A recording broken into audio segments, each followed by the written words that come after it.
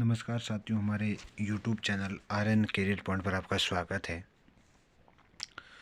आज हम आपके सामने लेकर आए हैं एक नई भर्ती का नोटिफिकेशन जो कि बहुत इम्पोर्टेंट है आप लोगों के लिए, जिसमें हम बताएंगे कि इसमें क्या योग्यता रहने वाली है, क्या इनकी सैलरी है और इनके आवेदन कब से कब भरे जाएंगे। तो आपको एक एडवांस तैयारी करने के लिए हमारा चैनल आपको यानी कि बहुत ही मेहनत करता है आप लोगों के लिए। और अगर आप एडवांस में अगर किसी भर्ती की अगर तैयारी करते हो तो इस चैनल पर आप बने रहिएगा और इस चैनल के माध्यम से जानिए कि भर्ती बहुत हम काफ़ी पहले बता देते हैं, जिनके माध्यम से कोई भी बालक है वो तैयारी शुरू कर सकता है। तो हम देख रहे हैं कि आरपीएफ, रेलवे, एक तो सब इंस्पेक्टर है और कांस्टेबल, दो भर्तियां हैं। इनके जो आवेदन है वो 15 अप्रैल से भरे जाएंगे और 15 अप्रैल से लेकर के 14 मई तक इनके फॉर्म भरे जाएंगे। बहुत बढ़िया भर्ती है ये। Requirement of the sub inspector and the constable requirement protect force and railway protection cell force, यानी कि ये भर्ती है वो कांस्टेबल एसआई दोनों के लिए है। आगे जिस तरीके से हम देख रहे हैं कि दोनों का नोटिफिकेशन भी अलग अलग तरीके से है। जैसे आरपीएफ 01/2024 0/2024, एक तो सब इंस्पेक्टर की भर्ती है और एक कांस्टेबल भर्ती की भर्ती है। अब आप देख सकते हो कि कितने किस किस पोस्टें हैं। सब इंस्पेक्टर की जो भर्ती है वो इसका पे जो लेवल रहेगा वो 7वें वेतन के अनुसार 6 लेवल रहेगा।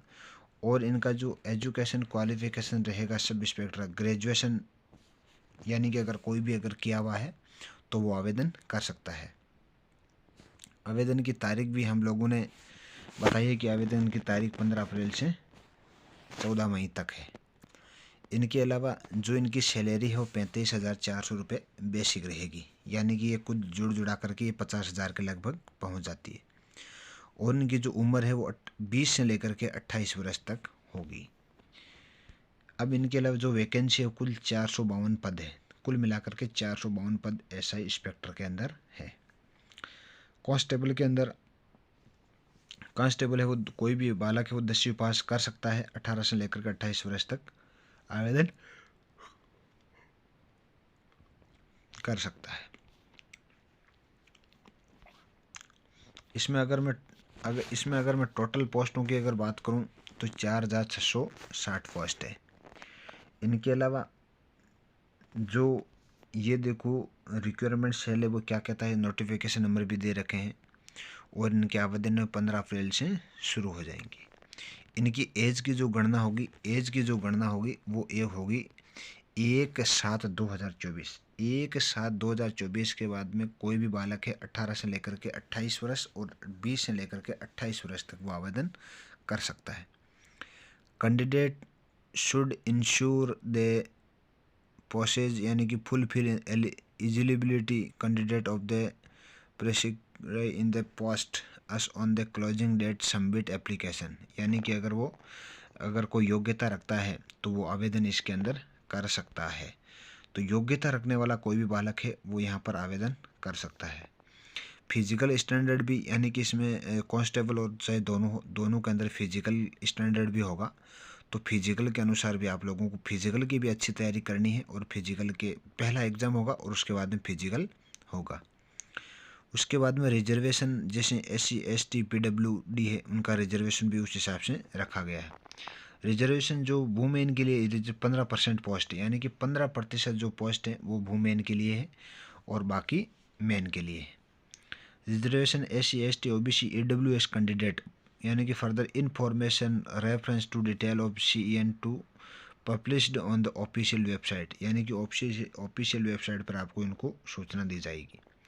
मोड ऑफ एग्जामिनेशन कैसे होगा, एग्ज़ाम है वो यानी कि ऑनलाइन एग्ज़ाम होगा जिसके अंदर फिजिकल स्टैंडर्ड होगा, PET होगा और इसके बाद में फिजिकल मेंचरमेंट यानी कि PMT होगा। तो पहले एग्ज़ाम होगा, ऑनलाइन एग्ज़ाम होगा, उसके बाद में फिजिकल टेस्ट होगा, फिजिकल एलिजिबिलिटी टेस्ट होगा और उसके बाद में फिजिकल यानी कि मेजरमेंट टेस्ट होगा।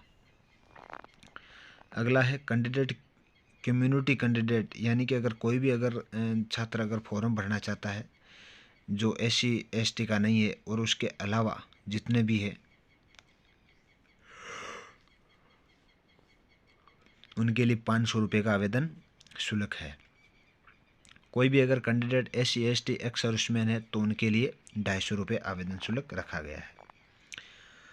अब आप जिस तरीके से देख रहे हो कि कैंडिडेट है वो आप यहाँ पर जो CEN नंबर RPF 2024 RPF 01 2024 तो ये देख सकते हो। एबिलिटी 10वीं पास है और जैसे SI के अंदर ग्रेजुएशन भी है। Candidate are of the above और the official website of RR यानी कि इन वेबसाइट पर आप देख सकते हो। और ये जो एग्ज़ाम सेंटर है यानी कि इन पूरी वेबसाइट के ऊपर आप लोगों को ये चीज़ें मिलने वाली है। तो ये रेलवे की बहुत बम्पर भर्ती थी और इस भर्ती का आवेदन करने से पहले यानी कि आवेदन 15 अप्रैल से शुरू हो रहे हैं तो उनसे पहले ही आप लोग तैयारी में जुट जाइए ताकि आप एक बेहतर और शानदार तरीके से आप तैयारी करें और आपका सिलेक्शन सुनिश्चित हो। तो आपने अच्छे तरीके से नोटिफिकेशन देखा होगा। तो आज के लिए इतना ही। जय हिंद, जय भारत।